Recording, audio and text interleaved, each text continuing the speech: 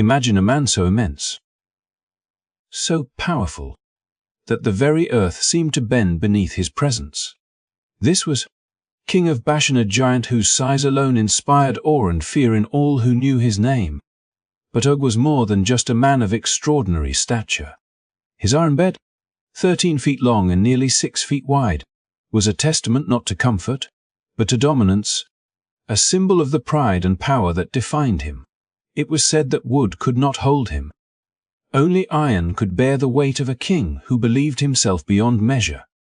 Og ruled Bashan with an authority few could challenge.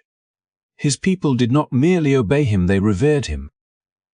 To them, he was a living monument, a bridge between the world of men and the age of giants that had long since passed.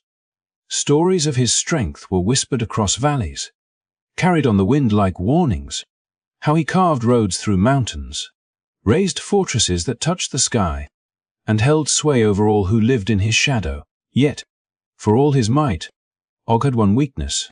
He believed himself untouchable, unanswerable, and unchallenged, even by the God who had created the world around him. Across the plains and valleys of Canaan, a small group of people was making its way toward Bashan. They were not armed with towering siege engines, not cloaked in armor, nor did they march with the boast of kings. They came with something far more potent, their faith. They carried with them a presence that could not be measured in swords or shields, a strength that Og could neither see nor touch. And though he mocked them, laughed at their stories, and dismissed their God as a desert myth, the approach of this people would soon test every ounce of his pride. Tonight, we journey into Bashan, to the throne of iron and the land of shadows, to explore the rise of a king who trusted only in what he could measure, and the day his world shifted forever. This is not merely a tale of giants and battles. It is a story about the limits of human pride, the invisible power that can change the course of history, and the lesson that no throne, no matter how strong or imposing, can stand against what is beyond the human eye. As we step into Og's world, you will witness the tension, the fear, and the awe that surrounded him. You will feel the weight of a presence that shakes even the mightiest of men. And you will discover why the story of Bashan is more than history. It is a mirror reflecting our own challenges with pride, power, and humility. If you are ready to explore the rise and fall of Og, the giant king, make sure to hit that like button. Share this story with friends who love history and legends, and subscribe to the channel so you never miss a journey into the past that teaches lessons for today. The story begins now, and what you are about to see is a reminder that even the greatest giants can fall, and the lessons they leave behind echo far beyond their time.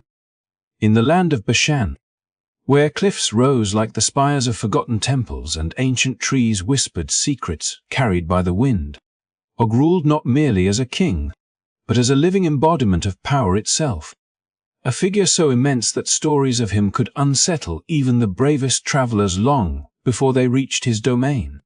His people did not see him simply as a ruler. They revered him as something beyond mortal, a being whose strength and presence seemed to bridge the world of men and the age of giants that had passed into legend. Every footstep he took echoed through valleys. Every word he spoke carried the weight of authority that brooked no opposition. The fear he inspired was not casual. It was woven into the very culture of Bashan, forming the foundation of obedience and loyalty that had built his kingdom into a fortress of stone, shadow, and legend. Og's rule was a delicate balance of awe and intimidation, where reverence was demanded rather than freely given. His throne, carved from the hardest stone and crowned with iron, was not merely a seat of leadership but a symbol of his dominance, and it cast a shadow over the hearts of his subjects that stretched farther than the walls of his palace. Those who served him learned early that questioning the giant king was not an option, for his wrath was as legendary as his strength, and it could manifest in ways that left even the bravest soldiers trembling in silence. the merchants, the priests. The warriors all had learned to measure their words carefully, to anticipate his moods, and to exist within the parameters of his will. In Bashan, justice was not a matter of fairness or law, but a reflection of a guest's desire and whim, interpreted through the eyes of those who feared the consequences of defiance. And yet, for all his power, Og's reign was not without its complexities. Beneath the surface of dominance lay a subtle tension.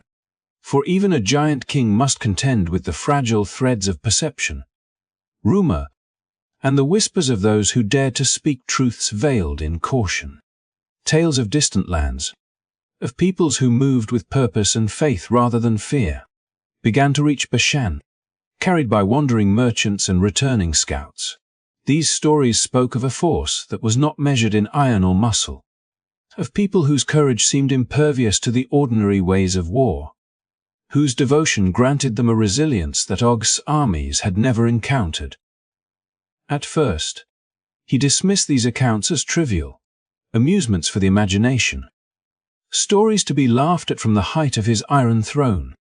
But as the tales grew more frequent, as descriptions of miraculous events and silent victories reached his ears, the giant king could not entirely suppress the stirrings of unease that tugged at the edges of his consciousness.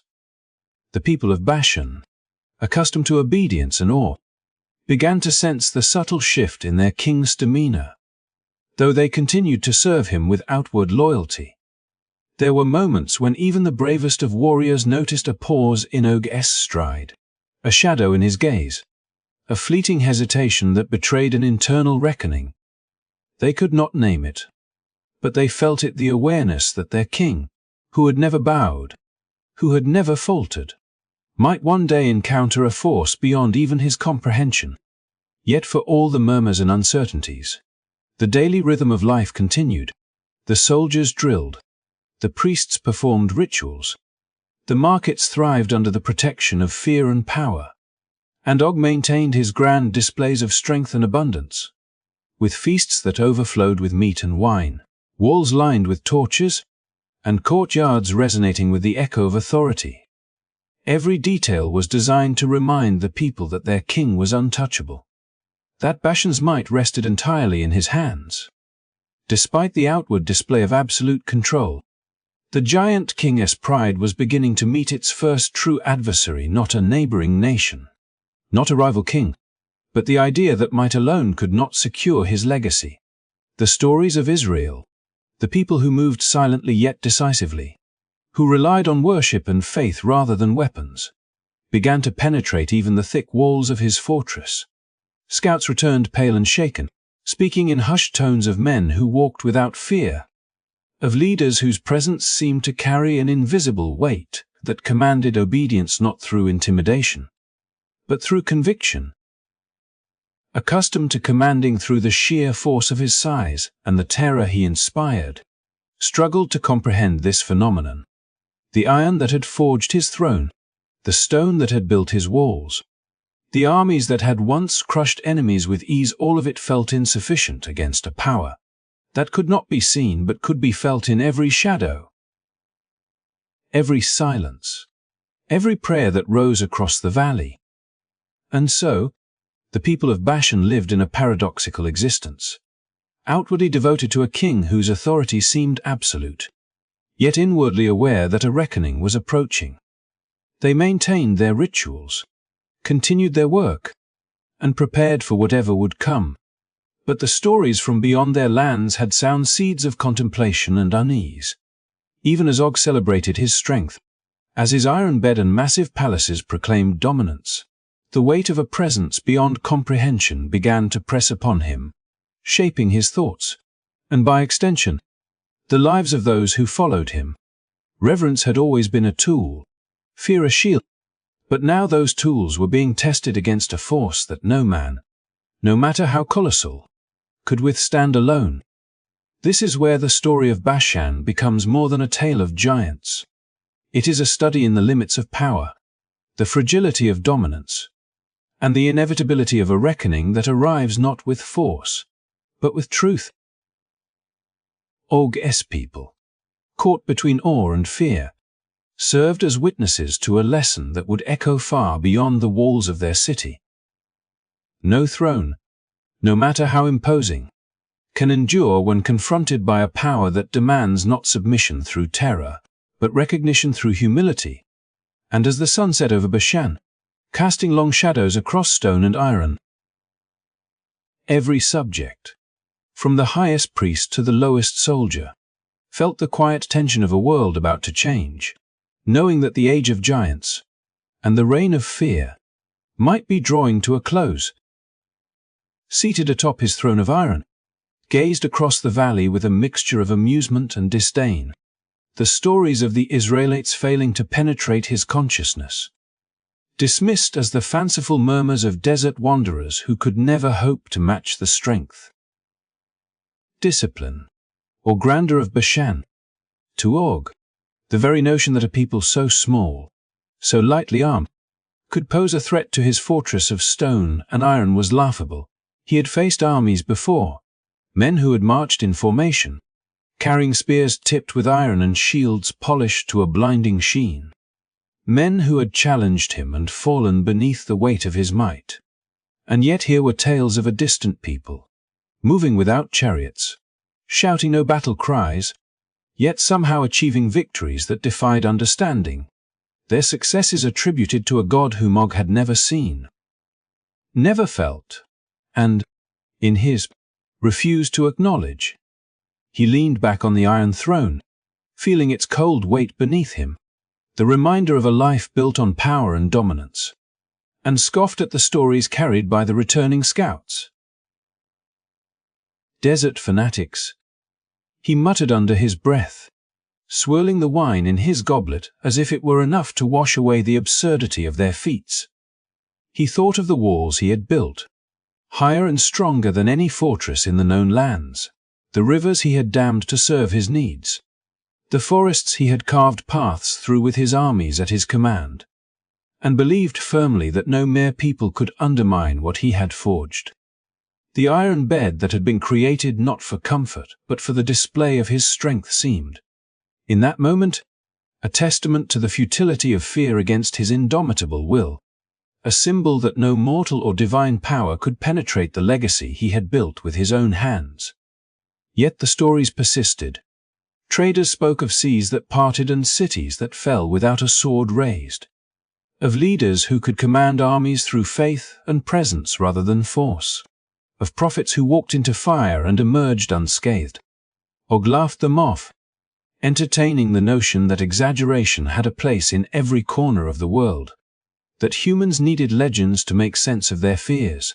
He could not imagine that such tales, carried across miles of wilderness, could signify anything real or threatening to him, the living pillar of Bashan, whose iron throne, massive sword, and towering fortresses made him untouchable, whose size and strength had been honed through generations, whose pride had never faltered. Still, even as he mocked, there was a faint, unacknowledged tension that crept into his mind, an unfamiliar sensation that whispered doubts at the edges of his consciousness. Scouts returned pale and breathless, their eyes wide with something he had never witnessed in his courts before. Fear not of him, not of his armies, but of the unseen, a force that carried an authority he could neither fight nor fully comprehend. They spoke in hurried tones of men walking without haste, of leaders who commanded not through intimidation but through an almost tangible presence that seemed to bend the very air to their will. Dismissing their words with a wave, tried to push the unease aside, believing that any force he could not see was nothing more than a shadow unworthy of his attention. Even his priests could not provide clarity, burning incense and chanting over the lot as they cast signs, attempting to interpret the coming threat. Og listened, sometimes with a fleeting glance toward the horizon, and shook his head. They did not frighten him. No ritual, no prophecy, no whisper of a distant god could alter the conviction that had carried him through centuries, that had allowed Bashan to rise above the surrounding lands as a kingdom of stone, iron, and shadow. And yet, there was a subtle shift in the air, a quiet weight that pressed upon him despite the walls and armies he had so carefully crafted. A sensation he could not name, a presence he could not dispel. He watched as the valley remained eerily still, as though the earth itself held its breath, as though even nature paused in anticipation of what was to come. The Israelites approached not with drums, not with banners or war cries, but with an unassuming confidence born from conviction. Their steps measured, their voices rising in worship that resonated with an authority Og could not touch. From the height of his fortress, he tried to rationalize their power, attributing it to luck, superstition, or exaggeration. Yet a part of him, the part that had never bent to anyone, could not ignore the undeniable sense that this was unlike any threat he had faced before. And so, Og remained atop his throne, a figure of immense pride and unshakable belief in his own invulnerability, yet haunted by a faint but persistent awareness that his strength, his swords, and his fortresses, as formidable as they were, might not be enough. The stories he had dismissed, the victories, the miracles, the silent, unwavering advance of the Israelites began to carve their mark upon his consciousness, challenging the foundation of arrogance and certainty he had spent a lifetime constructing. He was confronted not by ordinary foes, but by a presence he could not measure, a force that demanded recognition, a challenge to his pride that no wall, no weapon, no iron bed could ever contain. In that quiet tension, Og's slaughter faded, replaced by a stirring he had never known, the realization that some power, some force beyond sight and comprehension, could not be mocked or ignored. As the sun set over Bashan, casting long shadows across the stone and iron of his fortress, the giant king who had trusted in his own might began to understand that invincibility is never guaranteed, and that the greatest test of strength may not come from man, but from what lies beyond human perception. The winds carried whispers across the hills and valleys of Bashan, tales of events so extraordinary that even the bravest of our guest generals paused mid-step to consider their truth. Merchants returning from distant lands spoke of seas parting, leaving pathways where only water should have flowed, of cities crumbling without a sword or siege engine, and of plagues striking the unprepared. As though unseen hands guided the fates of kingdoms and peoples alike, each story arrived piecemeal at Og's fortress, carried on the breath of travelers, traders, and messengers. And though he had dismissed the Israelites before as desert wanderers, these accounts gnawed at a part of him that pride could not completely shield. He had spent a lifetime measuring the world through the weight of stone, the reach of iron, and the sweep of his own formidable strength. But here were events that defied every measure, every expectation, and every certainty he had ever held. The people of Bashan watched their king with cautious attention, sensing that even the titan they revered as divine might be shifting under the subtle pressure of stories that spoke of something beyond their understanding. For all his size and for all the iron and stone at his command, began to feel the first tremors of unease. His mind, trained to calculate strength and strategy, struggled to comprehend victories achieved without swords drawn, battles won without armies clashing, and the quiet yet undeniable authority of a people whose power was rooted not in force but in faith. Scouts returned pale and trembling, their lips whispering of miracles too vast and terrifying to describe fully, their eyes wide with awe and disbelief, conveying events that left even hardened warriors questioning the boundaries of reality. He listened to their words, though at first only with amusement, dismissing the accounts as exaggerations, as tall tales designed to inspire fear in the common folk or to glorify a people who were otherwise powerless.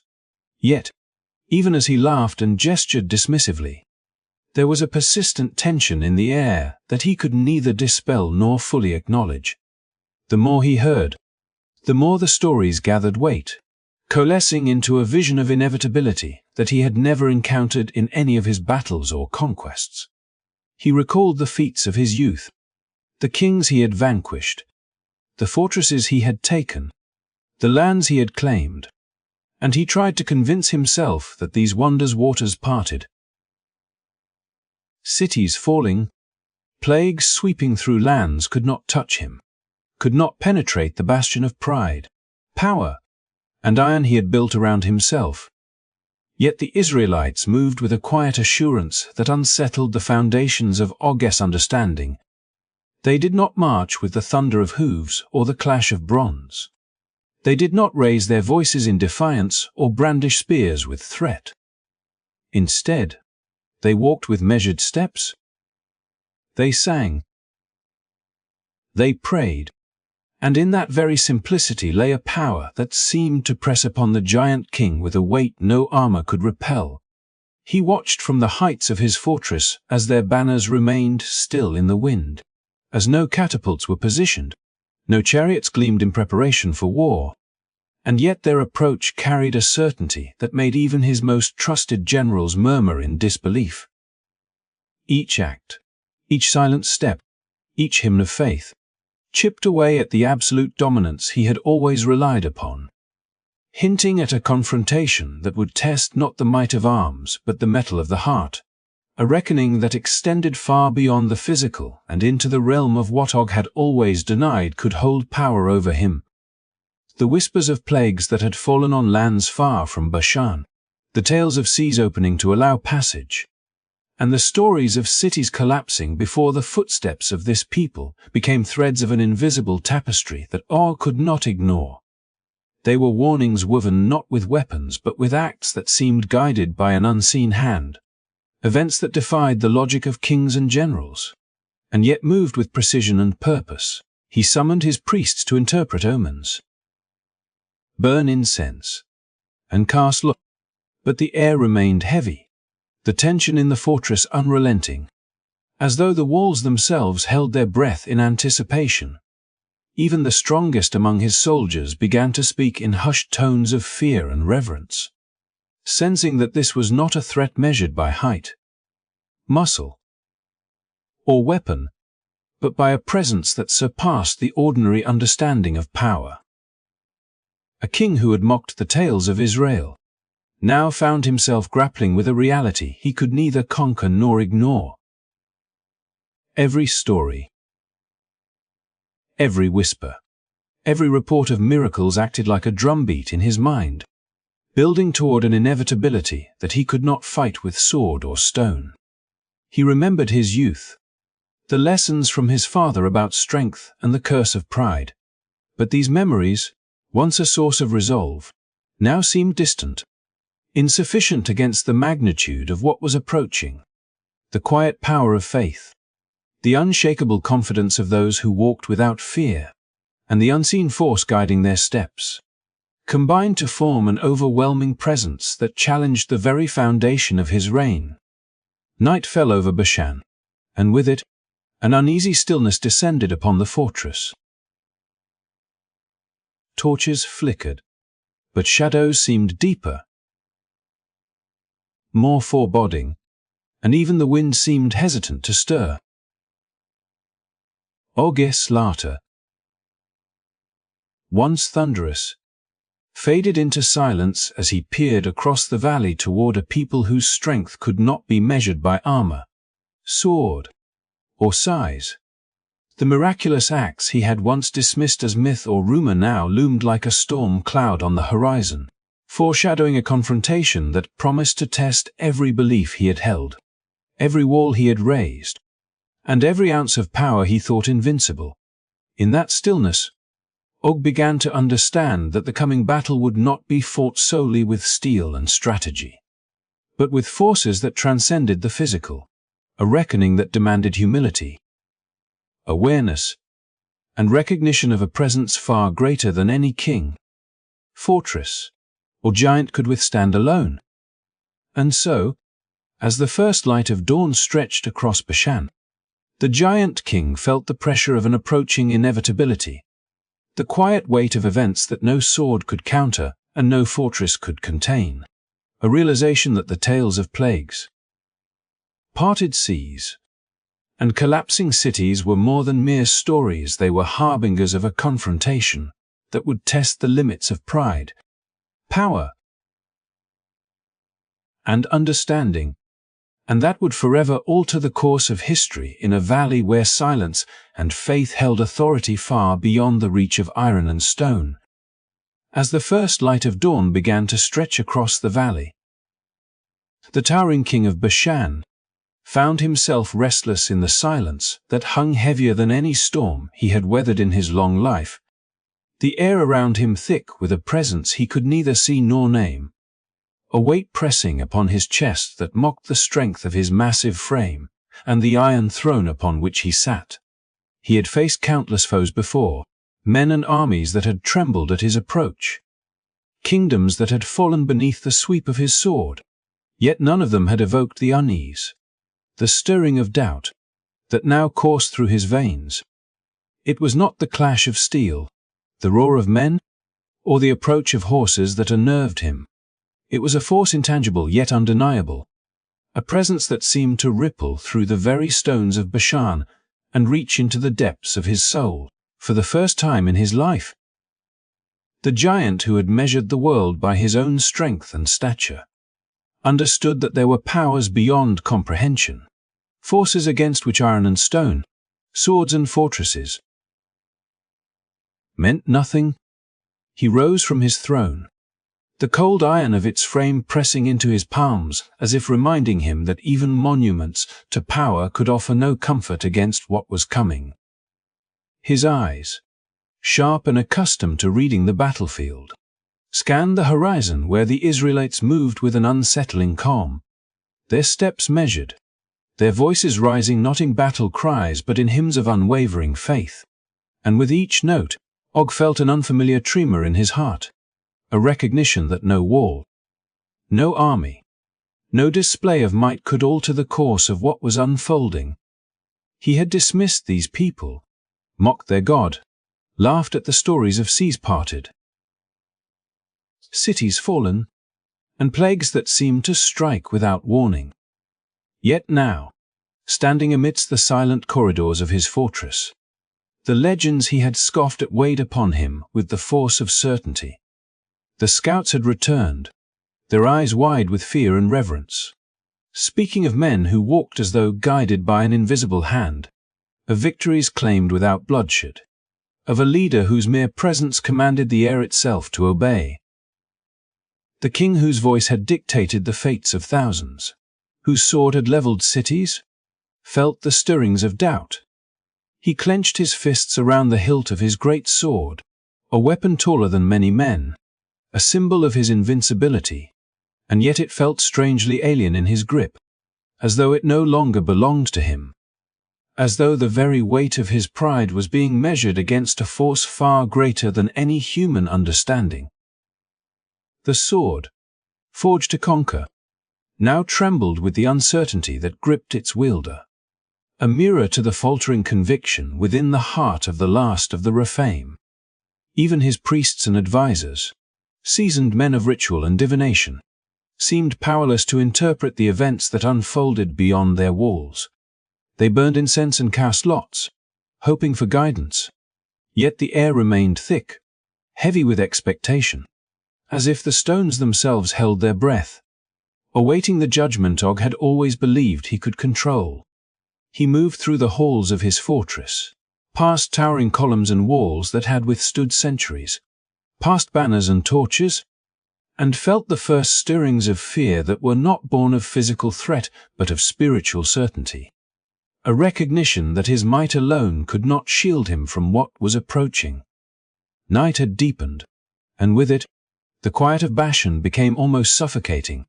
Og stood upon the walls of Idre, looking down at a valley that seemed transformed by anticipation, a place where every tree, every rock, every shadow carried the weight of expectation.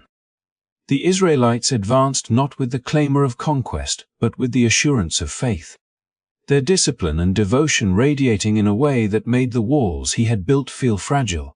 The weapons he had wielded feel insignificant. He felt the pressure accumulate, a tangible presence that pressed upon him, wrapping around his massive frame, testing the limits of courage and shattering the certainty born of a lifetime of victories. The songs, rising from the camp like a river of unseen force, filled the valley with an invisible authority that Og could not deflect, a resonance that bypassed walls and iron, reaching straight into the core of his being. Alone in his chamber, Og turned to the east, staring at the approaching light and the still moving ranks below, and for the first time, he whispered a prayer not to a god he had revered, not to the idols of stone and bronze that adorned his halls, but to the silence itself, to the hope that he might withstand what was coming. The tremor of realization grew. All his strength, all his conquests, all the fear he had inspired, were insufficient against a force that operated beyond the visible, beyond the tangible, beyond the comprehension of even the mightiest king. Pride, once his foundation, now seemed like a fragile veneer, a veneer that threatened to crack under the pressure of righteousness and divine authority that had arrived quietly but with inexorable weight. As dawn split the sky, Og felt a cold clarity settle over him. The fear that coursed through his veins was not the fear of death, nor the fear of battle, but the fear of inevitability, the recognition that human strength, no matter how immense, no matter how legendary, could be undone by a power that demanded obedience. Humility and acknowledgement. He looked to his sword, to his throne, to the walls of Bashan, and understood in that moment that all these monuments to pride and might were meaningless before a presence that moved with purpose and righteousness, a presence he could neither resist nor escape.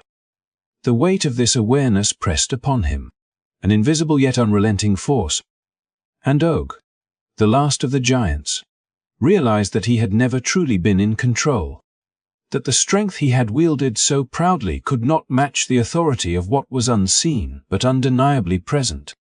In that long morning, as the sun cast long shadows over his fortress, experienced fear, doubt, and the crushing awareness that pride and human strength, no matter how formidable, are always insufficient against God. Every stone of Bashan seemed suddenly fragile, every soldier uncertain, every banner less imposing, as the reality of divine presence filled the valley and reached into the heart of the king who had once believed himself untouchable. And in that moment, the final truth crystallized. No fortress built on arrogance, no throne forged of iron, no sword sharpened for conquest, could withstand the judgment of a force that transcended human understanding.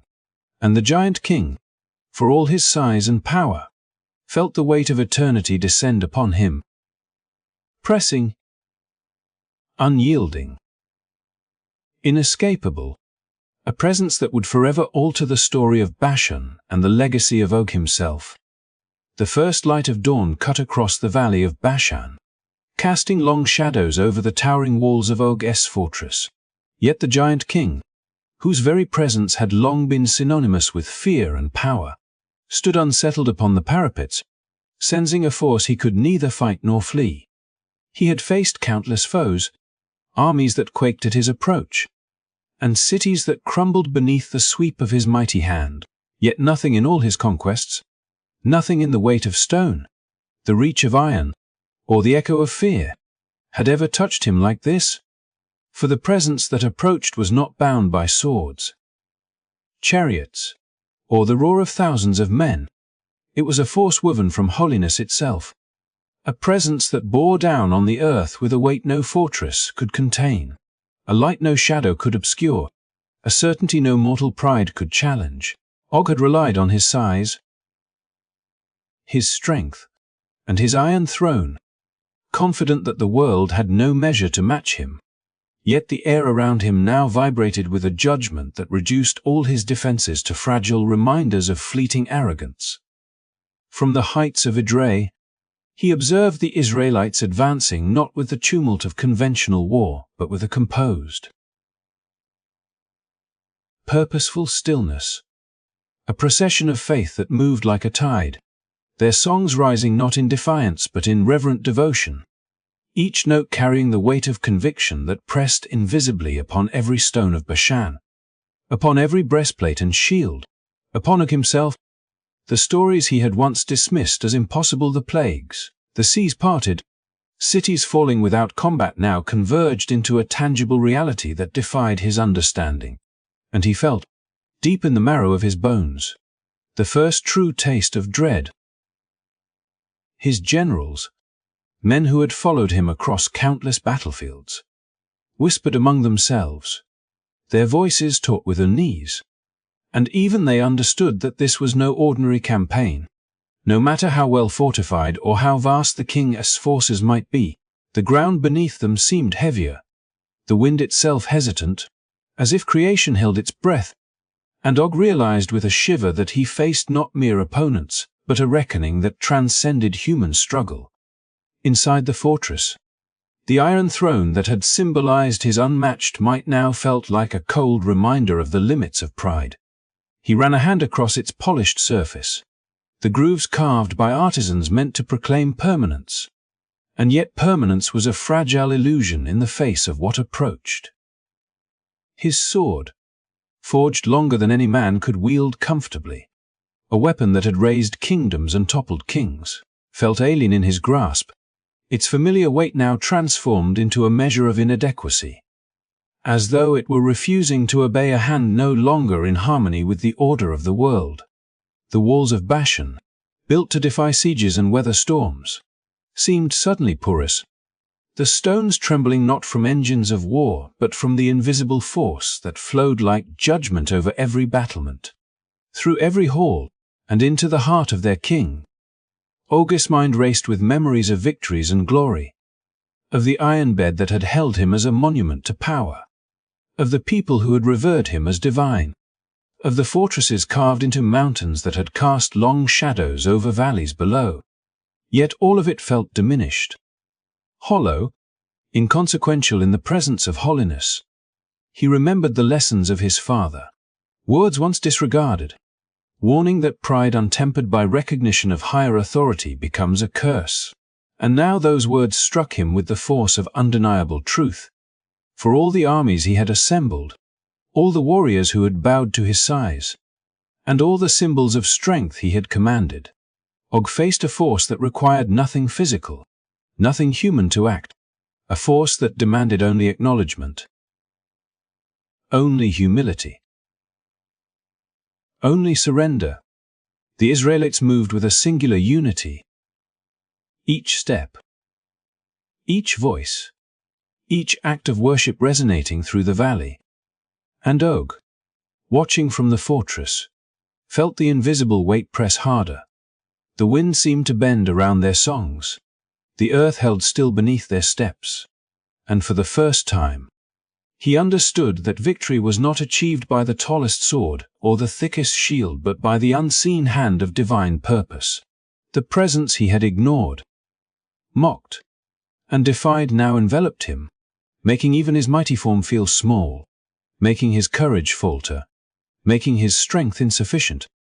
Pride, once his unshakable armor, now seemed brittle, his legacy reduced to shadows beneath the relentless light of what he could neither fight nor manipulate. As the sun climbed higher, the valley hushed to an almost unnatural stillness, and Og felt a profound emptiness settle over him, a recognition that the battle had already been decided, that no arrow, no battering ram, no strategy could alter the path laid before him. His iron throne, once a symbol of dominion and indomitable will, now stood silent and hollow, and his sword, the instrument of countless victories, lay in his hands with a weight that reminded him of his limits. The ground trembled subtly beneath the advance of holiness, and with each heartbeat, Og felt himself yielding not to men, not to armies, but to a force that transcended the tangible, a presence that humbled giants and leveled pride without striking a blow. When the moment of confrontation arrived, Og fell not to a sword or an arrow, not to the clash of steel or the shouts of men, but to the undeniable presence of God, a force so absolute that all the symbols of his earthly power, his iron bed, his throne, his great sword became relics of arrogance, reminders of a pride that could not endure before the weight of holiness. His people emerged from the shadows of the fortress, witnessing the silence that replaced the roar of victory, understanding in that quiet that their king's strength had been no match for a presence beyond comprehension. The Iron Throne remained as a monument, not to triumph, but to the humbling of the mighty, the rusting of a sword that had once commanded fear, and the enduring truth that no human strength, however vast, could withstand the power of God's judgment. Og's story became a testament across generations, a vivid lesson that monuments built on pride crumble when confronted with the divine, that iron and stone cannot defend against holiness, and that the fall of a giant is often measured not by the sound of his defeat, but by the weight of presence that brought him low. His iron bed, still standing beneath the open sky, whispered the eternal warning: arrogance has limits, pride has consequences, and the greatest power in the universe is not forged by men but resides in the unseen force that shapes destiny and humbles even the mightiest of kings. In Bashan, the silence after Og's fall spoke louder than any trumpet or cry of war, a soundless echo that carried a lesson for all who would build thrones of pride. No fortress, no sword, no measure of human strength can endure when faced with the overwhelming holiness of God. As the dust settled across the valley of Bashan, and the echoes of silence stretched farther than any battle cry could reach, the story of Og, the once mighty king, stood as a monument not to human achievement but to the consequences of unbridled pride. The Iron Throne, cold and empty beneath the open sky, cast a long shadow that seemed to whisper through the ruins, a warning for every generation, a reminder that no strength, no wealth, no legacy, no matter how imposing, could ever stand against the authority of a higher power. Og had built his life upon measurable victories, upon walls of stone, upon a sword that had carved empires from the earth. Yet in the face of holiness, all of it had crumbled, leaving only the weight of humility as the true foundation. His people, who had once revered and feared him as a god among men, now wandered among the remains of fortresses that could no longer command obedience. The streets of Bashan lay silent, the fires extinguished, and the banners of conquest sagged under the reality that the world had moved beyond human pride. They had witnessed a force so great that it made armies unnecessary, weapons redundant, and strategies meaningless, a presence that moved not with sound or fury but with the quiet inevitability of divine purpose. And in that silence, a profound lesson settled into the hearts of all who saw it. True power is not measured by size or conquest, by wealth or fear, but by alignment with something greater than oneself. Ombed, a symbol of his immense pride and unmatched stature, remained as a relic beneath the broken canopy of his palace, neither looted nor destroyed, standing instead as a stark reminder that human strength, no matter how monumental, cannot endure when humility and reverence are absent. Generations would tell the story of the giant who walked among men, the king who believed himself untouchable, only to fall before a force invisible to eyes but undeniable to the soul. Every time the wind swept through the ruins, rustling the banners and brushing against the iron bed, it carried a quiet but unyielding message. Pride, when untempered by recognition of higher authority, is fleeting. Faith and humility endure. This story is more than history. It is a mirror reflecting the human condition across time. We all build our thrones, careers, reputations, fortunes, and ambitions thinking they are eternal. We measure our lives by what we can see, what we can hold, what we can command. Yet, the fall of Og reminds us that the unseen force is the guidance, judgment, and presence of the divine hold ultimate authority. What seems invincible can vanish in an instant, not because of human opponents, but because of a greater order that no pride can overcome. And in recognizing that, we find a path not of fear but of wisdom, a way to build lives not upon arrogance but upon humility, not upon domination but upon faith, and not upon temporary power but upon eternal truth. For every person walking through their own valleys, facing obstacles that feel insurmountable, the story of Bashan offers hope and guidance. It is not the size of the challenge, the loudness of opposition, or the seeming invincibility of adversaries that determines the outcome, but who walks alongside you in faith, just as the Israelites advanced without conventional weapons, guided not by fear but by trust in a presence greater than themselves. So too can we face trials, large as, not relying solely on our own strength, but on humility, faith, and alignment with the higher principles that guide life beyond our understanding. Og's fall, though silent in comparison to the clamor of ordinary battles, reverberated with a force that shaped history and moral understanding for generations. It teaches that pride, when left unchecked, isolates, blinds, and ultimately topples even the mightiest. Strength without reverence is fragile. Legacy without recognition of higher authority is temporary. The king who could move mountains with his hands and crush cities with his sword found that the truest measure of strength was not in what he could conquer, but in his ability to acknowledge powers beyond himself. And when that acknowledgement never came, the consequences were absolute. As we reflect on Og's story, we are invited to examine our own iron beds and fortresses, the tangible and intangible structures we rely upon to feel secure, powerful, and in control.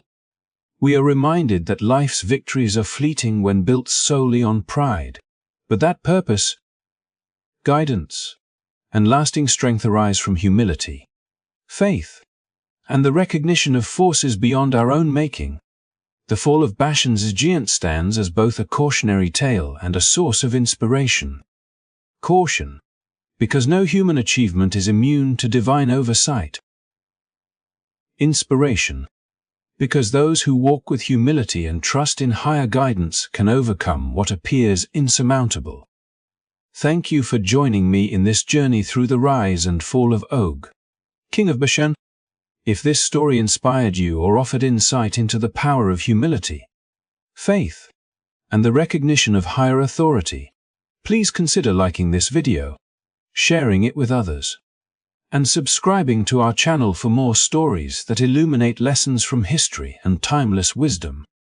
Let Og's story remind us that the greatest strength is not in prideful dominance, but in the quiet, unwavering alignment with truth and higher purpose. And may it guide us in building lives that endure, not in arrogance, but in reverence and faith.